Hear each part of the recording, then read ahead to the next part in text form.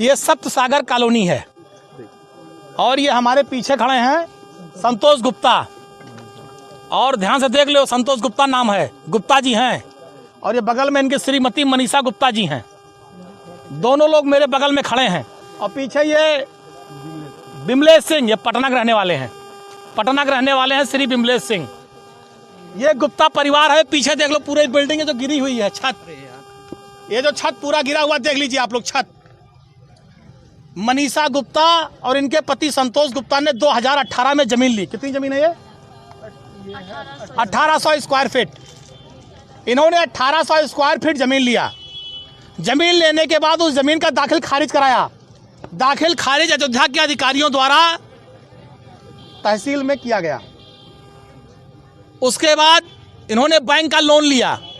Bank manager द्वारा bank का loan लिया गया और बैंक मैनेजर का कहना है कि हमने यहाँ पर जांच किया है, 30 वर्षों के पहले यहाँ कोई तालाब था ही नहीं, ऐसा बैंक मैनेजर ने बयान दिया है। उसके बाद इनकी ज़मीन पर जो बिल्डिंग इन्होंने बनाना शुरू किया, जो आप देख रहे हैं, जो योगी सरकार के बुलडोजर ने गिराया है बगैर किसी नोटिस के। 3 महीने से लगातार काम चल रहा था। 3 महीने से छत पड़ गई थी पहली, दूसरा ऊपर काम चल रहा था। इन्हें कोई नोटिस नहीं दी गई। इनका इस जमीन पर दाखिल खारिज है। विकास प्राधिकरण से पूरी तरह से नक्शा पास है। विकास प्राधिकरण का नक्शा किसने पास किया? योगी सरकार के अधिकारियों ने। जमीन का दाखिल खारिज किसने किया? योगी सरकार के अधिकारियों ने। योगी सरकार के अधिकारियों ने दाखिल खारिज किया। नक्शा किसने पास किया? योगी सरकार के अधिकारियों ने। लोन किसने किया? बैंक के मैनेजर ने। बैंक सरकारी किस बैंक से है? यूनियन बैंक, सरकारी बैंक है यूनियन बैंक। उसके बैंक के मैनेजर ने पास किया। और उसके बाद सुप्रीम कोर्ट का आदेश है कि बगैर किसी नोटिस से किसी के मकान पर बुलडोजर नहीं चलेगा। अभी कुछ दिन पहले सर्वोच्च न्यायालय ने आदेश दिया है। लेकिन पूछ लीजिएगा अभी आप गुप्ता फैमिली से, इन्हें कोई नोटिस नहीं दी गई। एक भी नोटिस, सिंगल नोटिस इनको नहीं दी गई। और कल रात में चोरों की तरह बुलडोजर लेकर आए और इनका पूरा मकान गिरा दिया। इनका पूरा मकान गिरा दिया। इन्हें कोई नोटिस नहीं। अगर इनकी जमीन गड़बड़ थी तो इनको नोटिस देते, ये कोर्ट जाते, मुकदमा लड़ते, अपनी बात कहते। लेकिन ये तो हिटलर को फेल किए हैं भाजपा सरकार वाले कि न कोई नोटिस देंगे, न कोई बात करेंगे, सीधे आएंगे बुलडोजर लेके मकान गिरा देंगे, जिसकी समाजवादी पार्टी निंदा करती है।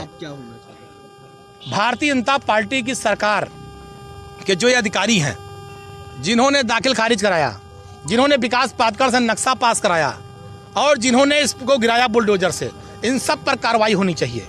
इन पर मुकदमा लिखा जाना चाहिए गुंडई का। इन पर मुकदमा लिखा जाना चाहिए मकान तोड़ने का।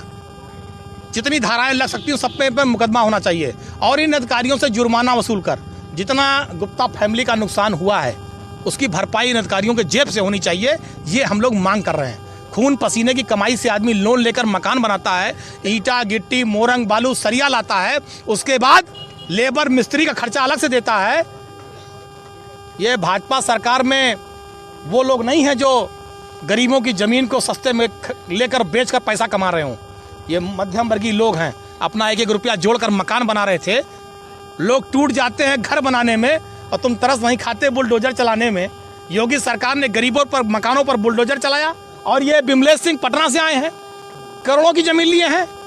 इनका भी न कोई नोटिस, न कोई बयान, न कोई पर्चा, सीधे बुलडोजर।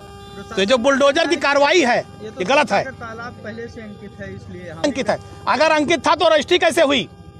दाखिल खारिज कैसे हुआ? तालाब पर विकास प्राधिकरण नक्शा कैसे पास किया?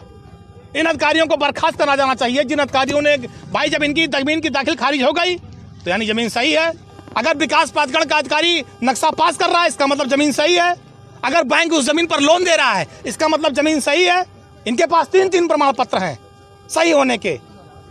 इन सारे अधिकारियों अगर ये गलत हैं तो सबसे पहले उत्तर प्रदेश के मुख्यमंत्री को चाहिए इन तीनों अधिकारियों को, जो तीनों हैं, सबको बर्खास्त कर दें और उनके ऊपर वो मुआवजा लगा दें। जितना इनका नुकसान हुआ सारा मुआवजा की भरपाई अधिकारियों के जेब से की जाए। वरना ये माना जाएगा कि भाजपा की सरकार गुंडाई कर रही है। जिसका मकान और जमीन चाहेगी, अयोध्या में कब्जा करेगी, वो परंपरा कायम की जा रही है। तो आदेश है इसकी, और कोर्ट से बाकायदा कचहरी से हमारी लिखा पड़ी हुई थी, दाखिल खारिज हुआ हमारा।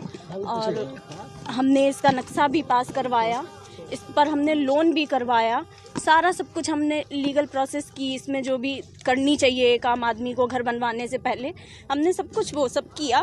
और अब जो हमारा बनने लगा, लेंटर हमारा पड़ गया, तो आगे बोल दिए कि यहाँ पर तालाब था, 3 महीने से बन रहा था, तब किसी ने नहीं कहा कि यहाँ पे आपका इलीगल वर्क हो रहा है। अगर इलीगल था तो हमारे ये पेपर्स क्यों हमारे अप्रूव हुए, क्यों हमारे पास हुए सारी चीज़ें।